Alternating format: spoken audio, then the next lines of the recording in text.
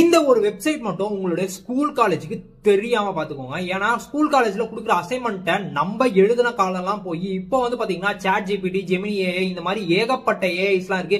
அதுல இருந்து வர அவுட்புட்டை வந்து அப்படியே கட் காப்பி பேஸ்ட் அடிச்சு நம்ம அசைன்மெண்டாவோ ப்ராஜெக்டாவோ ஒரு வேர்ட் டாக்குமெண்ட்ல பண்ணி பிடிஎஃப் ஆவோ பண்ணி ஏதோ ஒன்றுல சப்மிட் வந்து பண்ணிட்டே தான் இருக்கும்.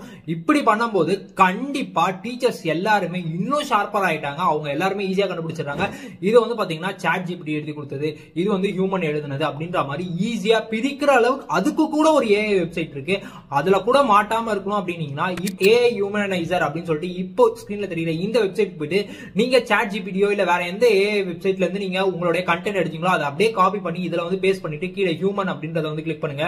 ஹியூமன் எழுதுனா எந்த மாதிரிலாம் பேராகிராஃப் ரைட்டிங் வருமோ அதுக்கேற்ற மாதிரி கன்வெர்ட் ஆகி கொடுத்துரும். நெக்ஸ்ட் இதை உங்களுடைய வேர்டோ பிடிஎஃபோ கன்வெர்ட் பண்ணி நீங்க இதை அசைன்மெண்டாவோ ப்ராஜெக்டாவோ சப்மிட் பண்ணி பாருங்க. இனிமேலும் உங்க டீச்சர்ஸ் கிட்ட மாட்டவே மாட்டீங்க.